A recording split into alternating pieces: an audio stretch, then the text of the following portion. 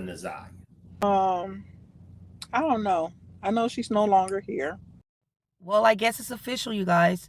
Her family knows more, and they know that they have the evidence that proves that Naziyah is no longer here.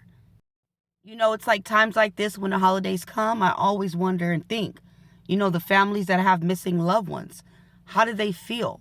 Do they celebrate or do they mourn?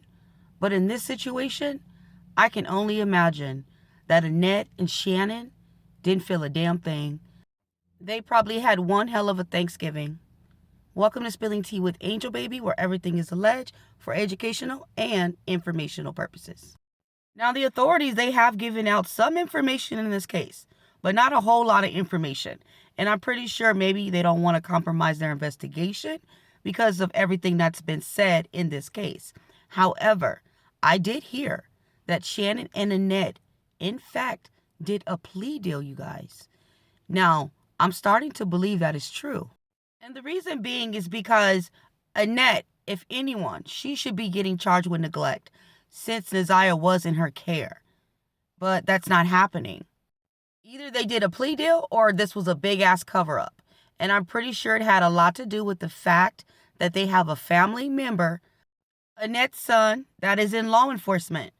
And Shannon, she even said on the stand that she's seen something questionable between Naziyah and Jarvis.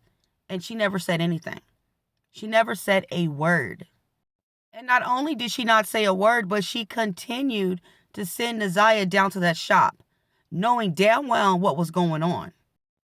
But I guess you can't expect much from an individual who gets with a man, okay, I'm going to call her an individual, not even a woman, knowing his past, and you have 5 children with him, knowing that one of his children were his victim, and you still stay with this man and had children by this man over and over again. I mean, and not only is he having his way with the children, he's messing with everybody else in the family, the adults. He slept with Marquita, he slept with Shannon, and allegedly Annette. At first, I didn't believe it. I was like, okay, I don't think that he's sleeping with Annette. But the way this family is, yeah, I absolutely do believe it. I believe that she busted down for Jarvis. Miss Annette, yes, I believe it. And that is just disgusting. Because you know what? Shannon, she slept with Marquita, baby daddy, too. Because he said that. He said he had both of the sisters. So this whole family is just so sick and nasty. And people like Jarvis predators, they know what kind of people to go after. They know what kind of people to prey on. They go after children who are being neglected. No one's really paying attention to them or what they're doing. And those are the kind of kids that he goes for. Kids that need attention. Kids that need love. And he preys on that. And then he goes after that individual and starts giving them compliments and showing them attention. And they're thinking like, wow, this person is showing me attention. But the whole time, this person is a monster. He's a monster. And this man is so much of a monster, he even went after his own daughter, you guys, right after he got out of prison for his other crime against his other child. He got out and he met his daughter for the first time. And the first time she was with her father, he abused her. Jarvis, he's one of those people that just need to be locked up. But I'm so glad that his daughter did come forward and he does have new charges for what he did to his own daughter. But you guys, the thing that really baffles me and the thing I can't get over is there was so many different adults around. And everybody's just turning their head. Everybody knows Jarvis' history. Everybody sees his interest in Naziyah. But nobody's saying anything. They just keep sending her to where this man is at. The only one that said anything, you guys, was Naziyah's brother. He was a minor. He said one night he came home and he saw Naziyah sitting in Jarvis's truck. She was in the passenger side and Jarvis's daughter was in the back. He said something didn't sit right. He started yelling at Naziyah, "What are you doing in that grown man's truck? Get out of his truck." Her brother said that Jarvis jumped out of the truck and got in his face and squared up with him like he wanted to fight him. And that is just ridiculous. Now, you know why Jarvis did that? because he knew he could get away with it.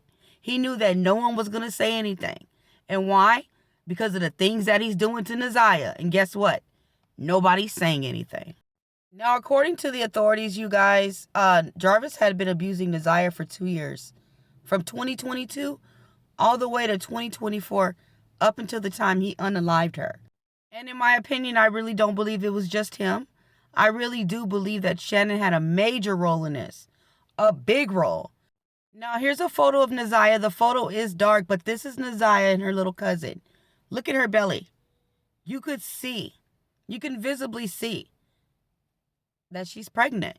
The fact of the matter is, Shannon Harris, the aunt of Naziyah, I believe she had this deep-rooted hatred for her niece, this jealousy for her. And the reason being is that Shannon's just too angry. She's angry at the wrong people. It seems like she's angry with Naziyah. What about Jarvis? Where's the baby at, man? I said, where's the baby at then? Y'all don't know? Yeah. I don't know. You go ahead and record me. Yeah. That's crazy. So why is the lies on the stand? I mean, y'all told me one thing. I don't know which one of y'all is Shannon and which one is Shannon and Marquita, first off. What you say? Shannon. Oh, that's why you're looking at me like that. Yeah. So what's the deal, Shannon? About You said we can ask you questions, so what's up? You already asked me questions, No, and I answered it. I got more questions, so come on. No. Come on. You might as well come on out here and talk. What's the point of answering the questions right here? You What motherfucking questions? I don't gotta answer nobody questions, just said you my wanted. dog. You just said you wanted to. Who? You did? So I'm saying you was the last one to see her alive, right? Yeah. Before school. Before school. So what I happened? told y'all that. So what happened after school, though? You figure it out. And this would be Naziyah's last picture that she took on that tablet. And it's very, sad because it's like she's saying bye. She's putting her hand up. It's like she just knew something wasn't right that day. I can't even begin to imagine what this poor child went through. And the fact that she was alone. And the people that were supposed to protect her turned their backs. That's awful. You guys, this is Naziyah's jacket that they found in the woods. That was the same jacket she had on in her last picture. Her jacket did not look like that. Let me tell you, I cannot even imagine what she went through or what Jarvis did to her. But looking at this, oh my gosh. I'm going to go ahead and end this video. Make sure you guys like, comment, and subscribe. And of course, hype. Thank you guys for watching. And remember, spilling tea with Angel Baby is where it's at.